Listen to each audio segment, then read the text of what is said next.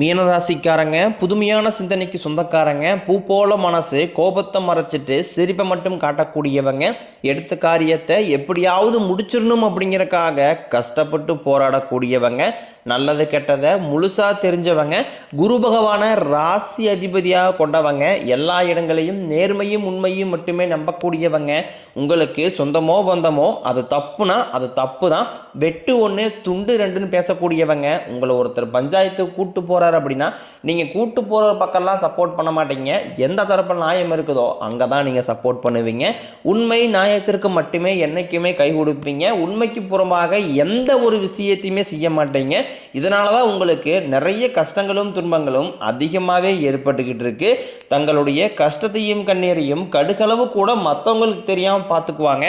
இதனால பார்க்குறவங்க எல்லாருமே மீனராசியா இவங்களுக்கு என்னப்பா சூப்பரா இருக்கிறாங்க, இவங்களுக்கு என்ன குறைச்சல் அப்படின்னு நினைச்சிட்டு இருக்கிறாங்க.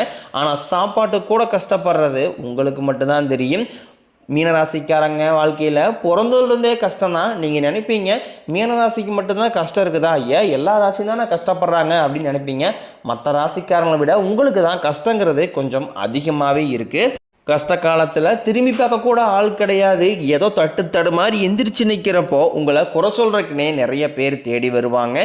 உங்கள் சொந்தக்காரங்க நண்பர்களுக்கு ஒரு தேவை இருக்குதுன்னா மட்டும்தான் உங்ககிட்ட வருவாங்க. அந்த தேவையை முடிஞ்ச உடனே உங்களை தூக்கி போட்டு போயிடுவாங்க. மறுபடியும் அவங்க உங்ககிட்ட உதவின்னு கேட்பாங்க. அவங்க உங்களுக்கு முன்னாடி பண்ண துரோகத்தை எல்லாமே மறந்துட்டு மீண்டும் அவங்களுக்காக உதவி செஞ்சு ஏமாறக்கூடியவங்க தான் நீங்கள். வாழ்க்கையில் எப்படியாவது முன்னேறிடணும் அப்படிங்கிறக்காக தினம் தினம் கஷ்டப்பட்டு உழைக்கிறவங்க தான் நீங்கள். கடந்த காலகட்டங்களில் தங்களுடைய வாழ்க்கையில் நீங்கள் நல்லது நடக்க போகுதுன்னு நினச்சிட்டு இருந்திருப்பீங்க. ஆனால் உங்களுக்கு அந்த டைமில் ஒரு மிகப்பெரிய ஏமாற்றம் தான். புதுசாக பிரச்சனைகளும் கஷ்டங்களும் தானாகவே உங்களை தேடி வந்துட்டு இருந்திருக்கும். மீனராசிக்காரங்க சொந்த பந்தத்தை இழந்தாங்க, சொத்துக்களை இழந்தாங்க, தங்களுக்கு நெருக்கமாக இருக்கக்கூடிய உறவுகளையுமே இழந்தாங்க. கடைசியாக நான் மட்டும்தான் எல்லாத்தையுமே இழந்துட்டு நிற்கிறதா இருக்குது, எனக்கு உயிர் வாழவே பிடிக்கலைன்னு சொல்லிக்கிட்டு இருக்காங்க. இதுக்கு மேலே என்னால் வாழவே முடியலை சாமி, தயவு செஞ்சு என்னை கூடையே கூட்டிக்கிட்டு போயிரு. நான் இவ்வளோ கஷ்டப்பட்டதுக்கப்புறம் எனக்கு வாழ்க்கையில் வாழணுங்கிற எண்ணம் சுத்தமாகவே போயிருச்சு. உங்கள் மனசில் கவலையும் துன்பம் தான் அதிகமாகவே இருக்குது. நீங்கள் செய்யக்கூடிய ஒவ்வொரு விஷயத்தையுமே தடுப்பதற்கும் உங்களை அவமானப்படுத்த இங்க நிறைய நபர்கள் முயற்சி பண்ணிக்கிட்டு இருக்காங்க. இது எல்லாமே தெரிஞ்சுமே கூட நீங்க என்னமோ பண்ணுங்க எனக்கு என்ன வந்துச்சு அப்படின்னு தன் வேலையில மட்டும் என்னைக்குமே குறிக்கோளா இருக்கிறவங்க தான் நீங்க. ஏன் எனக்கு மட்டும் ஏன் இவ்வளவு கஷ்டம் வருது, என்னுடைய வாழ்க்கையில நான் யாருக்குமே கெடுதலையோ கஷ்டத்தையோ துன்பத்தையோ கொடுத்ததில்லை, எனக்கு மட்டும் இந்த மாதிரி எல்லாமே நடக்குது அப்படின்னா பெரும்பாலான நபர்கள் சொல்லிக்கிட்டு இருக்கீங்க. உங்களுக்கு பிரச்சனைங்கிறது வரும், அது கொஞ்ச நாள் இருக்கும், அதுக்கப்புறம் இந்த பிரச்சனை போயிடும். இந்த மாதிரி பிரச்சனை வரும் போகும் அப்படிங்கிற நிலைமையில தான் நிறைய நபர்கள் வாழ்ந்துக்கிட்டு இருக்கீங்க. நீங்க என்னதான் பிரச்சனையை தவிர்த்தாலும் ஏதாவது ஒரு சூழ்நிலையில உங்களை நோக்கி பிரச்சனையும் கஷ்டமும் வந்துகிட்டு தான் இருக்கு. இது நாள் வரைக்கும் நடந்த கெட்ட விஷயத்தை எல்லாமே விட்டுருங்க. இனி வரக்கூடிய நாட்கள்ல உங்களுக்கு எப்படிப்பட்ட நன்மைகள் நடக்க போகுது அப்படிங்கிறத அந்த பதிவில் நம்ம முழுசா பார்க்க போறோம். கடந்த 3 வருடமாகவே பார்த்தீங்கன்னா பெரிதாக மீனராசிக்காரங்க வாழ்க்கையில் எந்த ஒரு முன்னேற்றமும் கிடையாது. ஏதாவது நல்லது நடக்க போகிற மாதிரி இருக்கும், ஆனால் அது நடக்காது. இந்த மாதிரி ஏமாற்றத்தோடையே பார்த்தீங்கன்னா 3 வருடங்கள் நீங்கள் கழிச்சிட்டீங்க. குறிப்பாக இந்த 2025 உங்களுக்கு மிகப்பெரிய ஒரு ஏமாற்றத்தை மட்டுமே இந்த 11 மாதங்களும் கொடுத்துருக்கும். மீதி வரக்கூடிய அந்த 2026 சரி, இப்போ இந்த டிசம்பரில் மீதி இருக்கக்கூடிய நாட்களும் சரி உங்களுக்கு நல்ல ஒரு முன்னேற்றத்தை தரக்கூடிய ஒரு நாட்களாகவே பார்க்கப்படுது. ஏன்னா இந்த இடைப்பட்ட நாட்களில் உங்களுக்கு சனியுடைய வக்ர பயிற்சியும் குருவுடைய வக்ர நிவர்த்தியும் சுக்கிர பயிற்சி சூரிய பயிற்சி 5 வருடங்களுடைய சேர்க்கை எல்லாமே உங்களுக்கு இந்த மீன ராசியில குரு பகவானுடைய ராசியில தான் நடக்க போறதுனால 12 ராசிகளை விட நல்ல ஒரு முன்னேற்றம் அப்படிங்கிறது இந்த உங்களுக்கு கண்டிப்பாக ஏற்பட போகுது. ஏன்னா முதலாவதாக பார்த்தீங்கன்னா சனியுடைய வக்ர பயிற்சி, சனி பகவான் பார்த்தீங்கன்னா உங்களுடைய மீனராசியில் தான் இருக்காரு. மீனராசியிலே வக்ர நிவர்த்தி அடைகிறதுனால ஒட்டுமொத்த சனி பயிற்சி பலன்களும் உங்களுக்கு முழுமையாக கிடைக்க போகுது வரக்கூடிய நாட்கள் இருந்து. இதனால 2026 பொறுத்த வரைக்கும் நல்ல ஒரு முன்னேற்றத்தை தரக்கூடிய ஒரு ஆண்டாகவே பார்க்கப்படுது. அது மட்டும் இல்லாமல் குருவுடைய ராசியில பார்த்தீங்கன்னா உங்களுடைய ராசியில குரு பகவான் 5ஆம் இடத்திலிருந்து 8ஆம் இடத்தை பார்க்கறதுனால குரு பயிற்சியோட பலன்களும் உங்களுக்கு முழுமையாக கிடைக்க போகுது. இதன் மூலமாக பொருளாதார ரீதியாகவும் நல்ல ஒரு முன்னேற்றம் அப்படிங்கிறது கண்டிப்பாக உங்கள் வாழ்க்கையில் ஏற்பட போகுது. அடுத்தது பார்த்தீங்கன்னா சுக்கிர பயிற்சியை பொறுத்த வரைக்கும் இது பொது பலன்களாகவே பார்க்கப்பட்டாலும் 12 ராசிகளுக்கும் நல்ல ஒரு முன்னேற்றம் அப்படிங்கிறது இதன் மூலமாக ஏற்பட போகுது. இதன் மூலமாக கூடுதல் முன்னேற்றம் அப்படிங்கிறது மீனராசிக்காரங்களுக்கு கண்டிப்பாக ஏற்பட போகுது. கடந்த காலகட்டங்களில் நீங்கள் எதையெல்லாமே இழந்துட்டு கஷ்டப்பட்டு வருத்தப்பட்டு இருக்கிறீங்களோ அது அனைத்தும் பெறக்கூடிய ஒரு காலகட்டமாகவே பார்க்கப்படுது. கடந்த காலகட்டங்களில் நல்ல ஒரு வேலைங்கிறது கிடைச்சிருக்காது. ஏதோ ஒரு கிடைக்கிற வேலைக்கு ஒரு 10,000 சம்பளத்துக்கோ 5,000 சம்பளத்துக்கோ பிடிக்காத ஒரு வேலையை குடும்ப கஷ்டத்துக்காக வேறு வழியே எல்லாம் செஞ்சுக்கிட்டு இருந்திருப்பீங்க. ஆனால் இனி வரக்கூடிய நாட்களில் நீங்கள் படித்த படிப்புக்கு ஏற்ற மாதிரியும் உங்களுக்கு பிடிச்ச மாதிரியும் நீங்கள் ஒரு அரசாங்க வேலைக்கு ட்ரை பண்ணாலும் சரி, இல்லை ஒரு ஐடி ஜாப்போ பிரைவேட் ஜாப்போ பேங்க் சேரோ நீங்கள் எங்கே வேலைக்கு ட்ரை பண்ணாலும் அந்த ஜாப் அப்படிங்கிறது உங்களுக்கு நிச்சயமாக கிடைக்க போகுது. கோர்ட்டு கேஸ்னு ரொம்ப நாட்களாக அலைஞ்சிட்டு இருக்கிற நபர்களுக்கு விரைவில் உங்களுக்கு சாதகமாகவே தீர்ப்பு வரும். சொத்து பிரச்சனையும் உங்களுக்கு சாதகமாகவே முடியும். சனி பகவானினுடைய பார்வை உங்களுக்கு நேரடியாகவே இருக்குது. இதன் மூலம் வருமானம் அப்படிங்கிறது பல வழிகளில் வரும். தொழிலில் லாபம் சற்று அதிகமாகவே கிடைக்கும். அரசியல்வாதிகளை பொறுத்த வரைக்கும் புதிய பொறுப்புகள் புதிய பதவிகள் எல்லாமே தானாகவே உங்களை வந்து சேரும். ராகு கேதுவால உங்களுடைய செல்வாக்கு உயரும், உடல் ஆரோக்கியம் மேம்படும், சங்கடங்கள் நீங்கும். மறைமுகமாக உங்கள் தொழில் வாழ்க்கையிலும் சரி இல்லற வாழ்க்கையிலும் சரி நிறைய நபர்களும் தொல்லை கொடுத்துருப்பாங்க. இனி அவருடைய தொந்தரவுங்கிறது முழுவதுமாகவே இருக்காது. கடந்த காலகட்டங்களில் நீங்களும் ஒரு கம்பெனியில் இரவு பகல் பார்க்காம உழைச்சிட்டு இருந்திருப்பீங்க. உங்களுடைய சொந்த கம்பெனியாக நினைச்சு வேலை செஞ்சிருப்பீங்க. ஆனால் உங்களுக்கு இது நாள் வரைக்கும் சரியான ஒரு அங்கீகாரம் அப்படிங்கிறது கிடைச்சிருக்காது.